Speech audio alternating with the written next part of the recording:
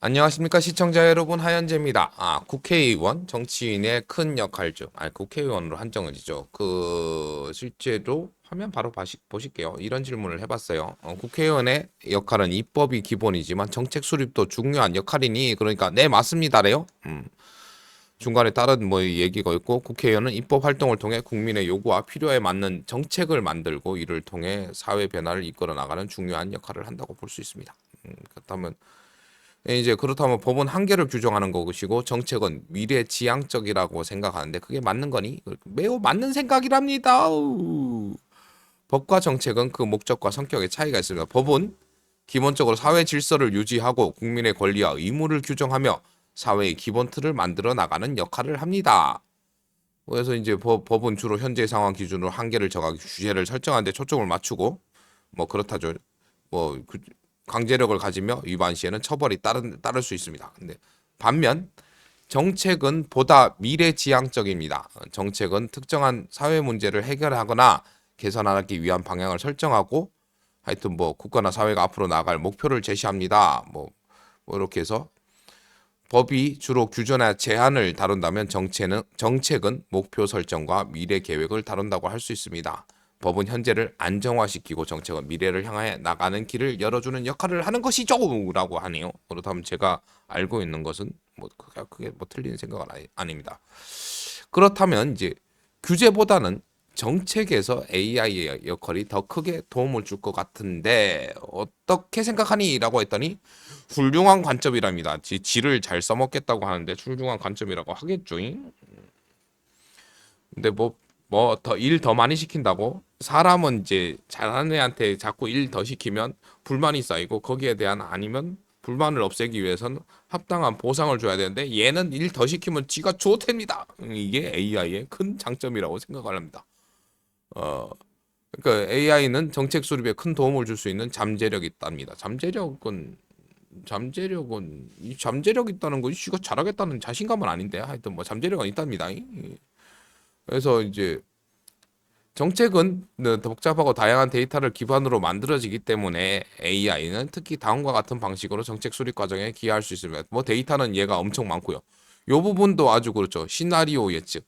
실제로 저희는 어떤 시나리오를 뭐 작성을 할 때 기존에 과거에 여러 가지 데이터를 감안을 하고 합니다. 이때까지 이랬으니까 앞으로도 이럴 거야.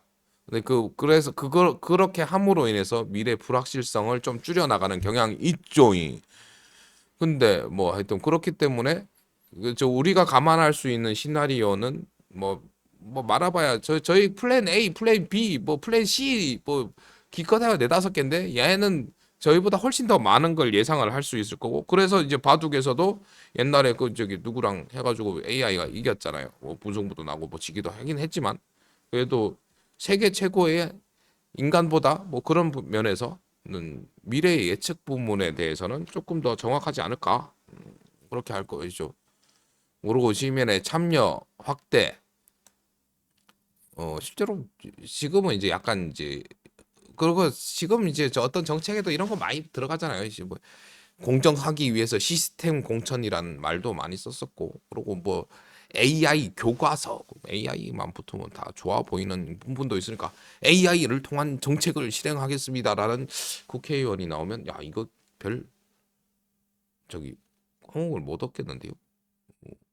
그거 그건 누구나 다 할 수 있는 거라서. 그러면 이거 앞으로 정치인에 대한 선호도 많이 떨어지지 않을까? 누구나 다 할 수 있는 건데 AI가 일을 겁내게 잘하는 만큼 정치인도 일을 겁내게 많이 해야 되는 앞으로 3D 직종 중에 하나가 되지 않을까라고 생각을 해봅니다. 그렇습니다. 하여튼 뭐 이제 시민 참 이렇게 했답니다. 그래서 오디오물을 뭐 했죠? 그렇지. 그러니까 AI의 더 가능성이 큽니다. 제가 얘기했죠. 시나리오 예측 부분에선 AI의 의견이 중요하다고. 그런데 지가 얘기했습니다. 가능성이 큽니다. 작습니다가 아니고 생각해 볼 만한 가 아니고 가능성이 크답니다. 예, 그렇지. 그렇다면 정책 연구기관이나 정치인들이 쓸데없는 비용을 지불하는 상황도 벌어질 것 같은데 그럴까? 원래는 제 질문은 이게 지불하는 상황이 줄어들 수도 있는 것 같은데 였는데 좀 반대의 질문을 했죠. 그랬더니 실제로 이제 여러 쓸데없는 우려도 있습니다라고 했지만 주 결론 이거 이런 걸로 하는데 결론적으로 이제 도움을 있지만 AI의 역할을 제대로 이해하고 활용하지 못한다면 그죠? 예. 비효율적인 비용이 발생할 가능성은 충분히 있습니다. 그러니까 잘 이해를 하면 비용을 줄인다는 거죠.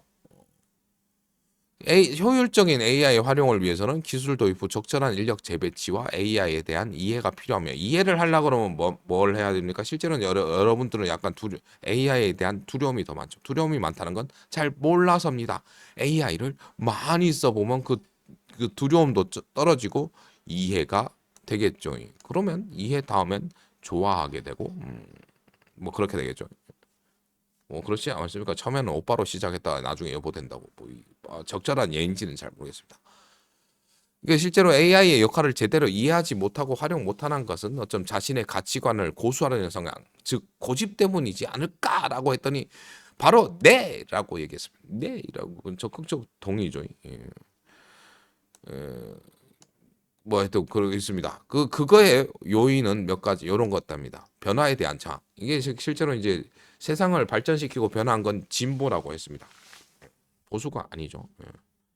그거 여기서 정확하게 나와죠. 변화에 대한 차. 사람들은 자신이 오랫동안 익숙하게 해온 방식이나 시스템의 편안함을 이게 오랫동안 했기 때문에 편안함을 느끼는 겁니다. 아까 AI를 많이 써보라고 한 것도 많이 쓰다 보면 편안함을 느끼게 되겠죠. 이 변화에 대한 두려움이나 불확실성에 대한 불안에 기인하고요. 예, 그리고 이제 자신의 경험을 중시합니다. 이거 실제로 여러분들 어떤 차에 대한 혹평을 하는 사람들, 예전에 현대 기아차 막 뭐라 그러고 아니면 뭐 AI에 대해서 별로 좋지 않다고 말씀하시는 분들은 그가 안 해보고 그런 거잖아요. 여우와 심포도 이야기했지 않습니까? 해보려는 시도 그게 이제 뭐 진보의 일 거고 세상은 변하고 있는데요. 늙지 않기 위해서 안티 에이징을 위해서 인간들은 지금 엄청난 비용을 지불하고 있습니다. 뭐 저 같은 경우에도 실제로 3년 전에 심근경색이라는 게 왔었었고 심근경색 재발을 방지하기 위해 매일 약을 먹고 오늘 약 먹는 걸 까먹었습니다. 방송 종료하고 바로 약을 먹겠습니다. 뭐 하루에 뭐 1, 2천 원의 비용을 지불을 하고 있죠. 실제로 이제 인간 수명의 연장은 그런 이제 그런 노력, 그런 비용의 지불로 인한 것이기도 합니다. 그렇게 생각을 합니다. 그러니까 세상은 변하고 있고 저희는 이제 약 먹는 건 익숙하잖아요. 그러니까 그런 거죠. 이거 제가 멀쩡할 때 너한테 심근경색이 올지 모르니까 이 약을 먹어라고 안 먹습니다. 근데 세상이 변해가지고 저도 나이가 들고 그러다가 이제 갑자기 심근경색이 왔었었고 그러니까 이제 필요가 생기니까 약을 먹게 됐죠. 그거에 대한 변화와 두려움이 있다면 지금 제가 방송을 하고 있지 못하겠죠. 그리고 참고로 말씀을 드리면 심장의 통증은 이게 심근경색으로 이제 사망률이 높은 건 여러분들이 심장은 아파 본 적이 없잖아요. 심장은 아파 본 적이 없기 때문에 가슴의 통증이 그냥 보통 이게 일반 사람들은 생각하는 게 내가 체했구나 정도 위장의 통증으로 느끼는데요. 실질적으로 심장에 그 통증이 계속 지속된다는 건 여러분들도 아시겠지만은 이거 뭐죠? 감각기관은 시간이 지나면 거기에 적응을 합니다. 그래서 실제로 조금 통증이 일정한 통증이라면 그게 이제 나중에는 통증으로 인지를 못하겠죠. 그게 보통 암이죠. 암 같은 경우는 실제로 통증이나 몸에서 신호를 주다가도 그걸 인지를 못하고 있으면 그냥 일정한 통증이니까 통증이 있다가 없어집니다. 그런데 이제 심근경색 같은 경우는 이제 심장에 아시듯이 이제 혈액이 순환이 되지 않으면서 그 통증이 계속 증가를 하죠. 근데 그 실질적인 통증이나 이 신호는 증가를 하는데 몸은 또 적응을 하기 때문에 이 통증을 수평적으로 일정하게 합니다. 그러니까 지속적인 통증이 계속 이어지고 아팠다 안 아팠다가 아니고 계속 이제 가슴 쪽이 뭐 압통이라고 그럽니다. 코끼리 발이 내 가슴을 누르는 듯한 느낌이 지속된다면 즉시 119에 전화를 하셔서 가슴 쪽에 통증이 있습니다. 언제부터 시작됐으니 뭐 병원에 빨리 가봐야 되겠습니다 하면 119는 돈 안 받습니다. 일단 그렇게 해보십시오. 가슴 쪽에 통증이라면. 저는 실제로 이제 그 전날 술을 많이 먹어서 숙취인 줄 알았어요. 그래서 속 아픈 건 줄 알았는데 근데 너무 계속 아프고 그래가지고 병원 갔더니 그러더라고요. 하여튼 그래서 기적적으로 지금 살아있죠. 하여튼 이 영상을 보시는 여러분들에게 조금 도움이 됐으면 좋겠습니다. 하여튼 뭐 얘기가 또 3,000% 3,000% 갔다가 다시 돌아오겠습니다. 그러니까 AI에 대한 신뢰 부족. 뭐 그러니까 기계가라는 이제 무시하는 성향이 있죠. 근데 분명히 저는 이제 AI를 이게 인정을 하는 부분이 있어요. 저보다 훨씬 더 많은 자료를 근간으로 판단을 내려주고 있습니다. 그리고 요게 또 중요하죠. 그러니까 아까 진보와 보수 얘기에 나왔을 때 기득권의 유지와 관련이 있다고 합니다.